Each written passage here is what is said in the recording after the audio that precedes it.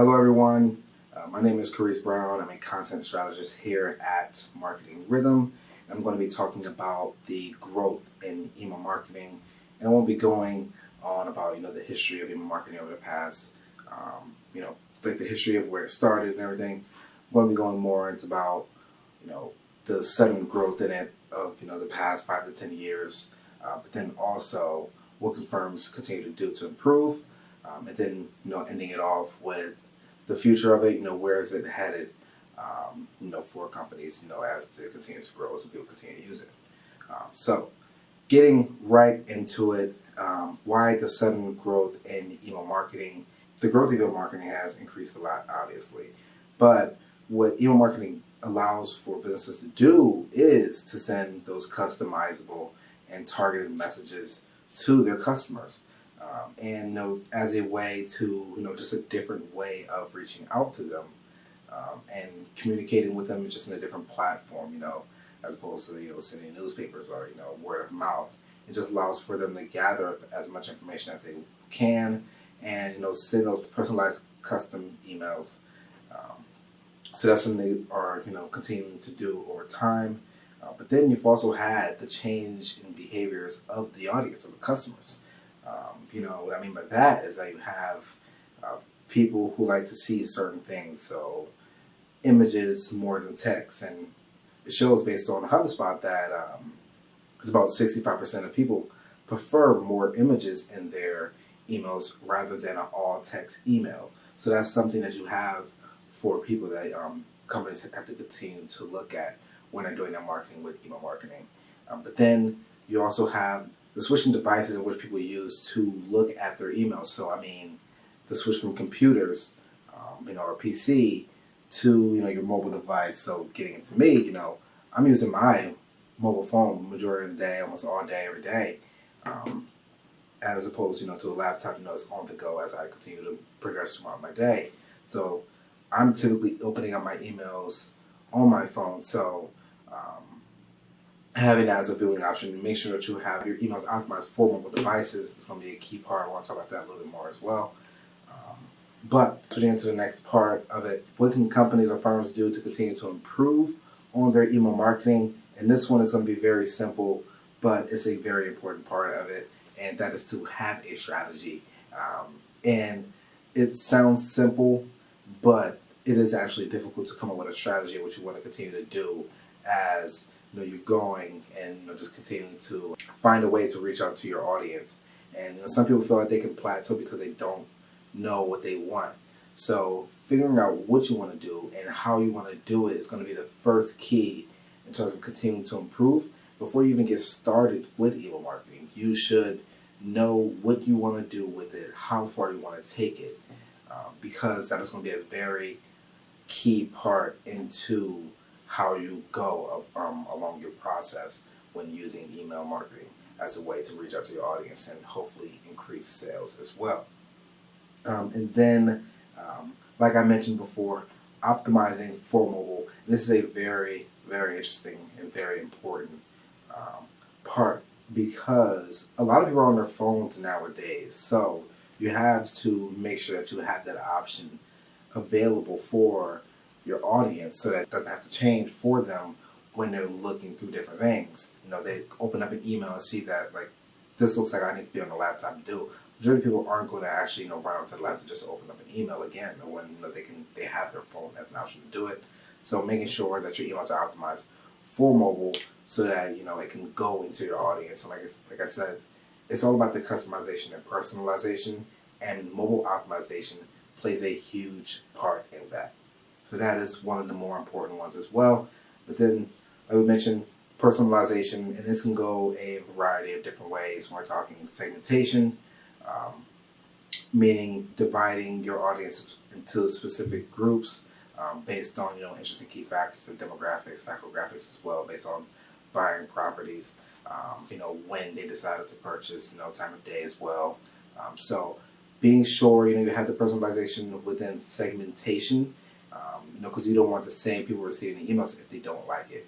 For me, I'm a huge tea drinker, and if I'm receiving an email about coffee all the time, I'm most likely not going to read it, because I'm not a coffee drinker. I'm a tea drinker. I want to have if my emails contain tea, and that's how I'm most likely to read it. If I'm going through and I see, hey, like here's the best options for tea. Here's some new ones that we have coming out, as opposed to, hey, here's some new coffee ones. I'm not really interested into that. Unless it's more of a gift kind of thing, getting around holidays for Black Friday, Cyber Monday, etc. So having that segmentation is going to be very important as well. And then going into kind of bringing off into segmentation, but also having specific products available for your audience as well. So like I mentioned for tea drinkers, for myself, having like, okay, here's here's like the different like fruit sour teas, but you also have like your black teas and your oolong teas, etc. So to make sure that you're able to break that off and still using segmentation, make sure you still can break off into specific products for your audience depending on certain things that they like and dislike. Having that at the bottom of your email saying like, hey, here's a few things that I think you might like, and it's something that they've already shown interest in before. So that goes a long way in terms of continuing that audience, having your audience continue to grow with you and seeing certain things that they like, and you're going to have them continue to open up those emails and hopefully click on those emails as well. Next one, going into social proofing. So having your customers review you, whether you say like, hey, like leave us a review, after your purchase. People love to do that. People typically do that as well. I know it's usually a thing that people would typically leave a review for something they hate as opposed to like, but you do have those people that will do rate you 5 stars, 4 stars, etc. If it is something that they really do like and enjoy, and they want to share that amongst those peers. So if you have an email, I'm going to continue to go on this tea drinking part, but containing like, hey, like here's what other tea lovers have to say about these products or about us as well. Here's probably some of the products that they recommend that they've tried as well. So that's something that you can continue to do, and having them in there, whether they're 5, 4 stars, etc. To just bring in other people, just to show that there's actually humans that are buying the products and they're actually loving the products, and hopefully that you'll end up buying as well. So people love to see that other people love something, because the review system goes a long way into playing a key factor into the buying decisions for purchasers. So implementing that into your emails will typically help you in terms of getting more customers on board and hopefully purchasing the products as well. So social proofing, definitely a key aspect in terms of finding a way to implement those within your emails.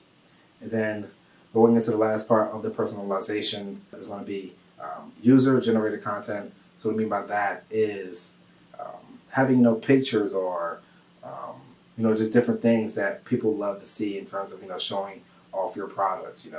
If I have a brew bottle, for example, and I'm using that as a way to make my tea that I got from a specific company, that's something that you can possibly share amongst your audience, and having those pictures down below in the email. Saying like, here's some customers showing off our product. Here's what they're doing. Here's how they're doing it. So being able to show off those emails as well, and showing off that that user-generated content that people love to see. Because like I said, people want to see other humans using it. So whether it's social proofing or user-generated content, people love to see that, and they want to continue to find ways to help their buying decision, make it more simple for them, and hopefully it'll play a huge part into growing that revenue for your company. So the last part in terms of what can companies do to improve is quality over quantity, because you can be sending out multiple emails a day, 5 emails a week, but if you're sending out all of those but they're not as good as they should be or as they can be, then it doesn't really matter. People want to see those quality emails, and you can worry about quantity later, but you have to make sure that they're valuable and those are your best ones going out, because at the end of the day you're trying to get people to buy your product. So having all emails just bum rushing their inbox isn't going to help that, because it's like that's the quickest way to have someone unsubscribe, by filling their inbox constantly when it might be spam, or you even get alerted by spam, sending too many emails in a particular day or particular week, particular month. So make sure that you have that quality over quantity. And one thing I say, keep it simple, silly. Just you don't have to go above and beyond in terms of your quantity, but you can just figure out ways into making sure that your most valuable ones are going out there and paying attention to more about the quality of those emails to make sure that they're the perfect ones going out and fitting in with your audience of what they tend to like. And like I said, you can segment those as well, showing specific products, social proofing as well. So you can implement all of that personalization within those emails. You might want to take 1 or 2 out and just have it focused for a specific one. But quality over quantity definitely goes a long way, because you don't want to be just filling up a person's inbox, and that might be the fastest way to having them unsubscribe from that email list. So moving on into our last section of where's email marketing headed. So for this one, I believe that what plays a huge part into the growth of your email marketing is that it depends on what type of company you are and also what your customer base is, because it differentiates from company to company because it pretty much grows as your audience grows. So if you're a small company with about 150 subscriber base, it's going to be a lot different than a company that has about 1,000 on the subscriber list. So you have to pretty much play into what your audience wants to do, in terms of if you can figure out ways to continue to grow that subscriber list as well.